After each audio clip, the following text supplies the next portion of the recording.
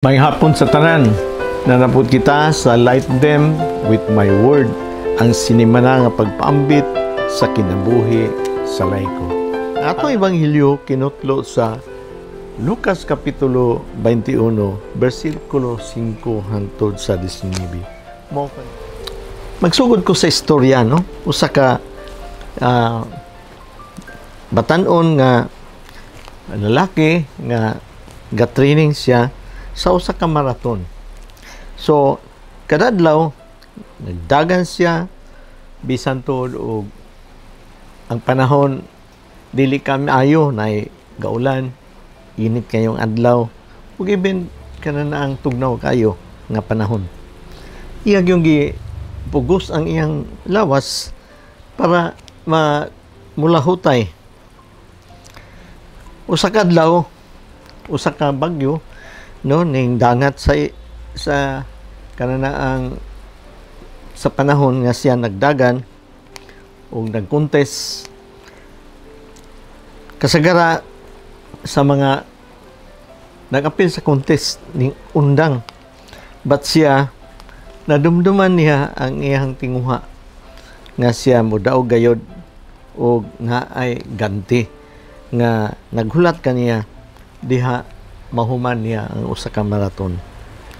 Iyang gipugos iyang kaugalingon kay na-train man siya ini o nilahutay man siya bisan tuod ang bagyo na kanam og kakusog. But tungod nini nahagit siya, iyang yung gipugos iyang kaugalingon ug siya midaog, no? Iyang yung nakuha ang kanang ang ganti niya. So, sa kinabuhi, brothers and sisters, diha sa ato ang pagtuo, nagyapoy mga hagit nga moabot sama sa usa ka bagyo. But si Jesus, nagpreparar ka nato diha sa Lucas 21, Kapitulo 5, versikulo 19, pinumdum ka nato nga ato yung kanang ipabilin ang ato ang makanunayon, malahutayon nga pagtuo sa Ginoo, pagpuyo diha sa kananaang kahimutan sa Ginoo diha sa atong kinabuhi, kanang magsalig lang diha sa iya o pinaagi sa iya diha sa ato ang mga pagsulay sa kinabuhi. Sama sa usa ka marathon nga runner, ang atong espirituhanon nga pagka malahutayon mo punting yun, mo dalag yun ka nato diha sa kaluwasang dayon, diha sa final nato nga kananaang victory kadaugan o kadaugan usab sa ato ang Ginoo. So kanini ang Ebanghelyo, brothers and sisters, nagpresenta nga nato kang Hesus sa mga prophetic nga mga teaching parte sa pagka laglag o pagka kanana ang gunob sa usa ka templo, mo kani ang sinyalis sa katapusan sa ato ang kalibutan, sinyalis nga pag-abot sa ato ang Ginoo sa iyang kaduhang pagbalik, nga diha na ay pagsulay kanato, na ay paglutos kanato o nagtawag kanato nga kita kinahanglan mo persevere o malahutayon, no? Mao man gani gi-explain sa Catechism of the Catholic Church sa 675 to 677 nga ang katapusang dayon, no, brothers and sisters, mo kani ang ikaduhang pagbalik ni Jesucristo. So, brothers and sisters, naman kani historical background kay mao man ni significant kayo nga ang katong ikaduhang templo ni Solomon nga iyang gibuhat, naguba man, gwapo kayo nga templo, no? Maayo gyud kayo nga pagkabuhat sa templo, naguba.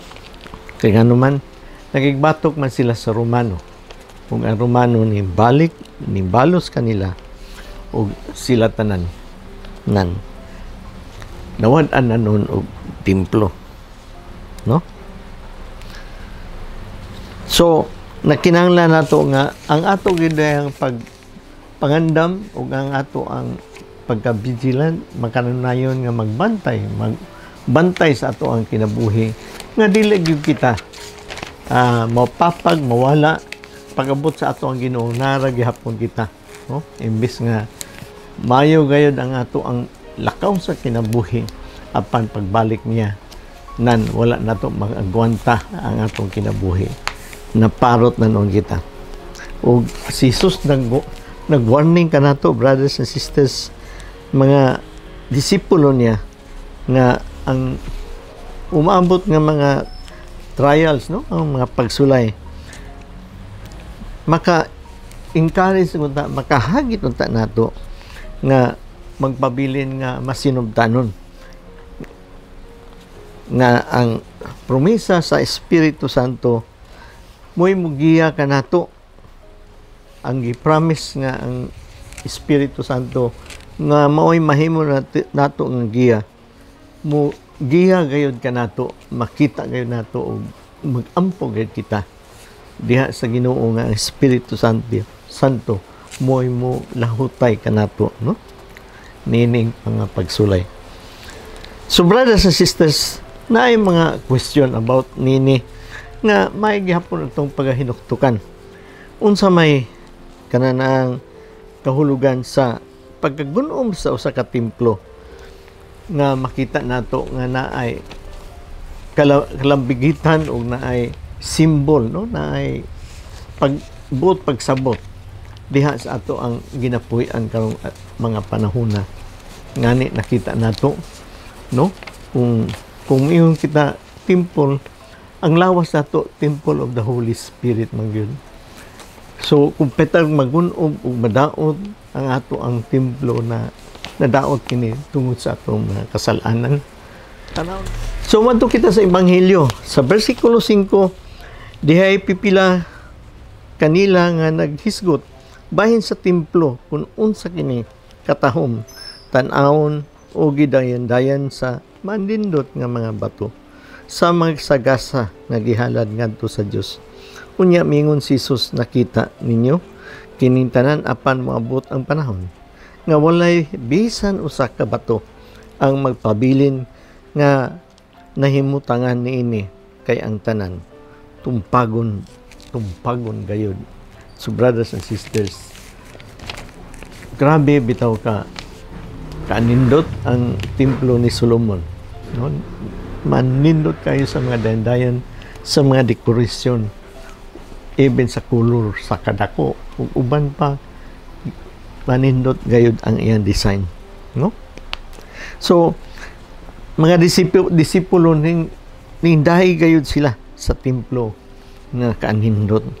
Si Jesus iyang ipanagna nga kani dili kani permanente, lumalabay lang kini o nagahatag kani nga naagayoy kadautan kaparutan, no?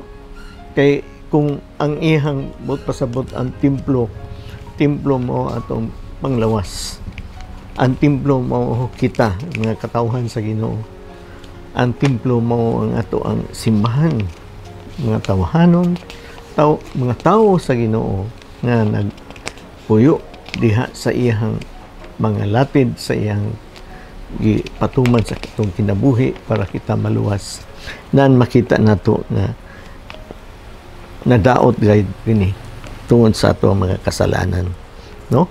O nagpakita po nga kanini ang templo nga ato ang pagdahig ang ihalang mga dayan-dayan, mga dekorasyon o dili esensyal sa ato ang kinabuhi nga kita makabaton sa kinabuhing dayon nan mura kani simbolo lang nga dili kani mulungtad, dili siya permanente apan tawhanon kani nga pangsabot, tawhanon kani nga standard nga ato ang gibuhat sa ato ang kinabuhi, no?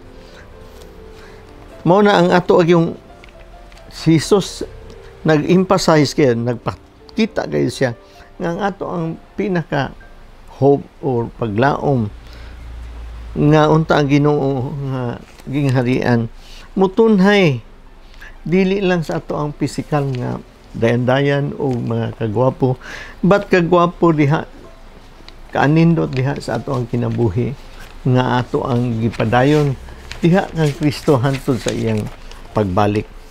Brothers and sisters, ang mga tawhanon nga panginabuhi dili permanente, temporary lamang. Mao kani ang iyang gihatag kanato nga unta mahinuklog kita ining mga butanga. Sa bersikulo 7 magtutudlo nangutana sila kanusa ba kini mahitabo ug unsa man ang ilhanan nga moabot na ang panahon nga kini matuman, no? Sa unsa kunong panahon nga magunob, maguba o laglagon ang usa ka templo.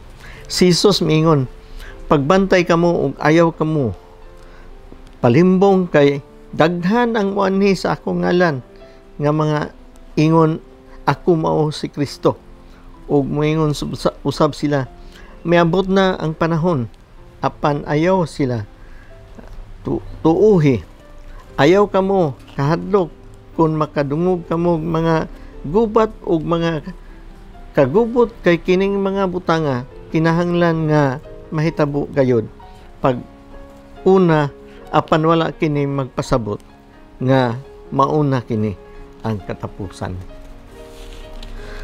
May padayon siya pag-ingon ang usa ka nasod makigubat sa laing nasod ug ang usa ka gingharian musulong sa laing gingharian. May tabo niya ang makalilisang nga may linog, gutom o kamatay sa laing dapit, lain-laing dapit.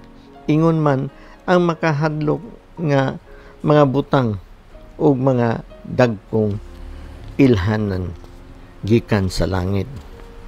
So brothers and sisters, nagahisugot siya mga piki, no?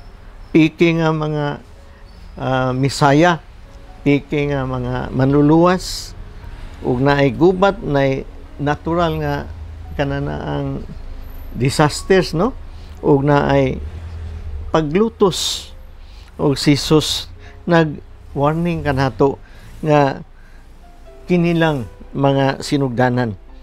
O brothers and sisters, gihagit kita mga Kristiyanos nga ato kaning atubangon, no? Even lisod kayo, but dili kita mataranta. Kay unsa may matabo, ibaluta nga lisod ni kayo, makahadlok og mataranta ta na dili na kita makaampo, makapamalandong o dili na kana makatabang sa Espiritu Santo nga gihatag kanato para pagtabang nining panahon na preparasyon sa pagbalik sa ato ang Ginoo aron paghukom kanato. Sa bersikulo 12, apan sa dili pa mo hitabo kining mga butanga, dakpon kamo og lutoson, dadon kamo ngadto sa mga sinagoga ug bilangguon ug dadon kamo atubangan sa mga hari ug sa mga gobernador tungod kanako. Mao unya kini ang higayon nga makasangyaw kamo sa maayong balita. Sa dili pa kini mahitabo, usaha ang inyong hunahuna nga dili kamo mabalaka kung unsaon ninyo pagtubag, kay hatagan ko kamo unsay iksulti o kuha kaalam nga walay usa sa inyong mga kaaway nga makatubag o makasupak. So brothers and sisters, mao kani ang paglutos kanato, no? Nga ang mga disipulo dili gayud makalingkawas apan makaagom yun. Kaya kita mga disipulo man, kita gayod makaagom sa ining kalisod, mga pagsulay, o kita dili ginakto malikayan nga usahay. Lutoson kita diha atubangan sa mga gobernador o sa mga hari. O brothers and sisters, naigon ang Ginoo nga kini overcome nato, no? Kani mga pagsulay. O ma-overcome nato even ang kanana ang bitawng gitawag nato nga betrayal sa ato ang mga kaigsunan. Ang ato ang pagkamalahutayon usa man kani nga forma, brothers and sisters, kung tanaw nato usa man ni pag testing ka nato para sa gold gitestingan sa usa ka kalayo kung siya pure ba gyud, kung siya kanang tiunay ba gyud, authentic ba gyud nga gold. So therefore kaniday mga panahon na mo take advantage kita nga diri kita makaangkon og sanctification, no? Pagkabalaanon ato ang ibutang ato ang kaugalingon nga kita gasunod gayud sa atong pagtuo diha kang Kristo, labi na diha sa iyang pag-antos, no? Dili mo tinuod yun ang istorya nga dili gyud ka kanana ang masantos o dili ka mag-antos, no? Kay naman sa kanang pag-antos kung gitawag natong supper, no? Ang supper mangod sa Griego nga root word sakra or patsiri, suffering, no? Sacred patsiri means to become, no? To become holy man di ay kanang suffering. Mao man ay ingon siya nga tagaan ninyo og kanana ang higayon, tagaan ninyo opportunity nga kamo mabalaanan tungod niini, no? Pakita nato sa Romano sa sinulat sa ni San Pablo ngadto sa mga Romano kapitulo 8 bersikulo 17 og sa ato pong Catechism of the Catholic Church sa 618. Si Jesus nagpromise sa Holy Spirit nga maghatag nato og kanan ang pagkamaalamon og mo'y mohatag kanato og higayon nga kita makaistorya, no? Bisan sa paglutos kita mga disipulo ni Kristo nga makuha nato ni no ma-encuentro nato ni siya o kita makanunayon sa ato ang kanang saksi, buhing saksi ni Kristo. Kay si Jesus nagtawag ka sa ato og kita makanunayon nga musalig gayud kaniya pinagi diha sa Espiritu Santo. Di yun nato kawadon na, no? Kay kung mawala gani papaganita matintal ganita nan wala na, no? Pag-abot ni Kristo na wala na, dili ka gayod maadto dito sa mga karnino dito gyud kas mga kanding. So ang gahom o kanana ang lihok sa Espiritu Santo naghatag day kanato og kaalam o kanana ang kaisog nga kita, brothers and sisters, kanana ang moatubang nining mga pagsulay nga umaabot, no?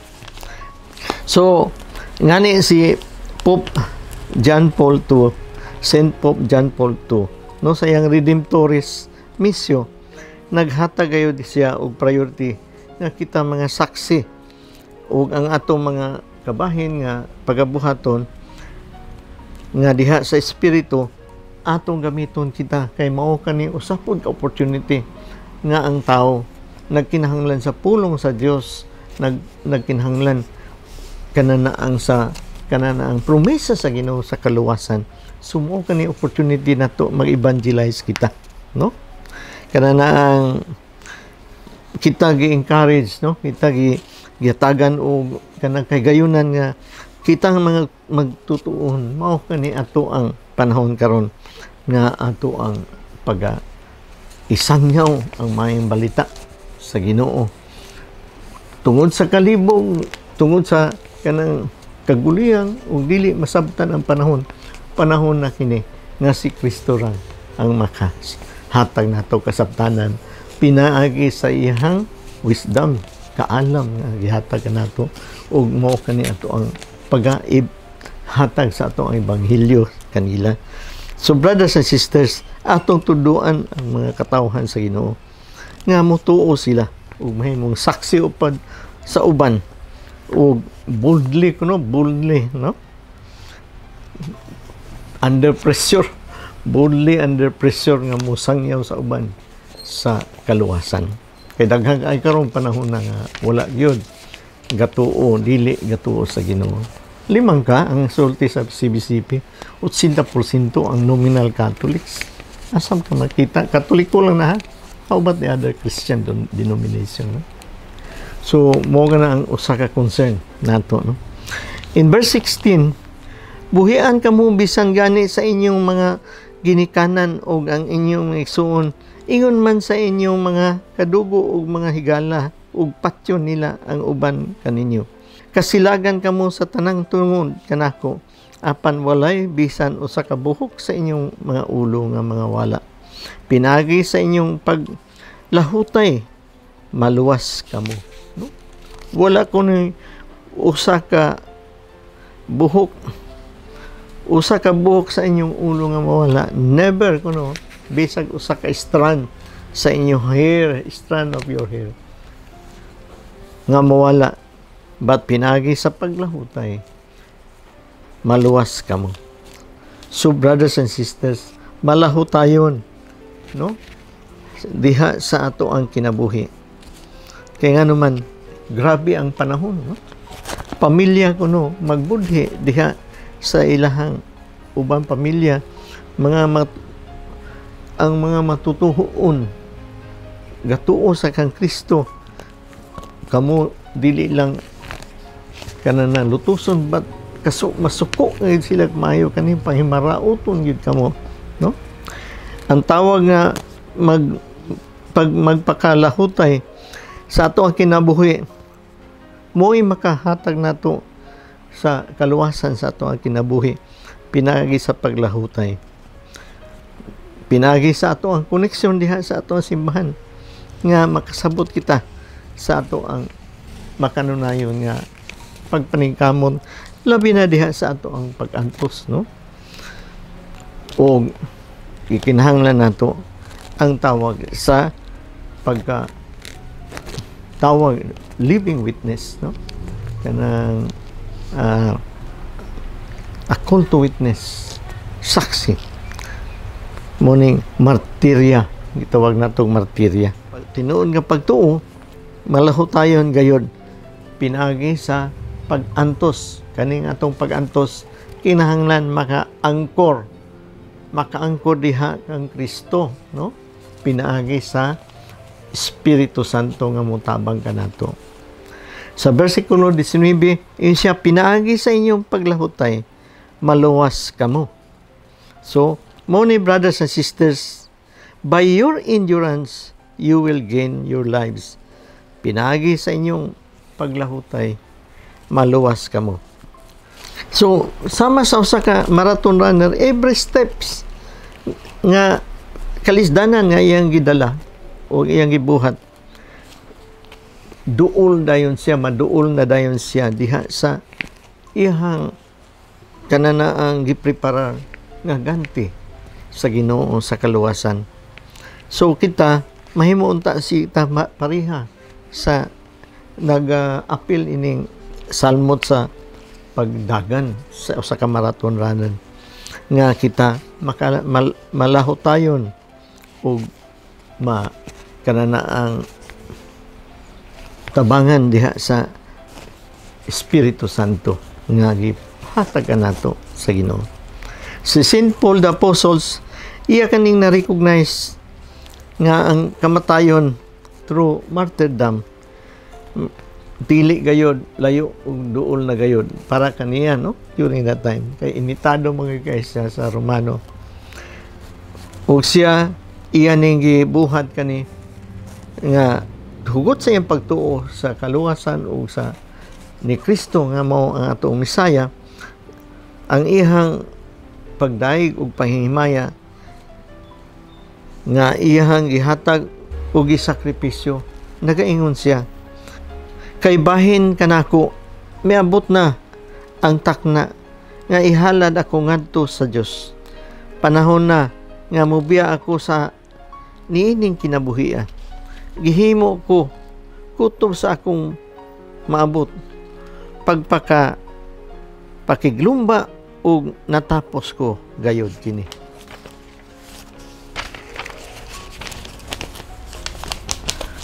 Brothers and sisters, kaning ang pagtulon-an diay, no? Nagtawag gayud kanato nga kita makaangkon ta og lawom kayo nga pagtuo niining panahon na og kani nagpakita og nag-recognize kanato unsa gyud ang realidad diha sa mga pagsulay nga ato ang sinati later on og iyang hatagan kitag paghimangno nga mo kuan yun kanang mulahutay yun og kutob sa imong mahimo nga imong yang huptan si Kristo pinagi sa tabang sa Espiritu Santo og kani fully rooted kuno og diha nakapundo sa paglaom sa kaluwasan og ang simbahan nga iyang kanunay panghimangno og iyang pagtudlo kanato. Nining bahina brothers and sisters sa ato ang kinabuhi, matabangan gyud kita brothers and sisters nga kining kabahina sa ebanghelyo mao gyud ang pinaka kanang ginikanan sa ato ang paglahutay ug magihan kita diha sa ato ang kaugalingon nga pagka-Kristiyanos nga mga saksi. Salamat kayo ug may gabi sa tanan. Light them with my word. Ng Father, Son, Holy Spirit. Amen. Salamat ug may gabi sa tanan.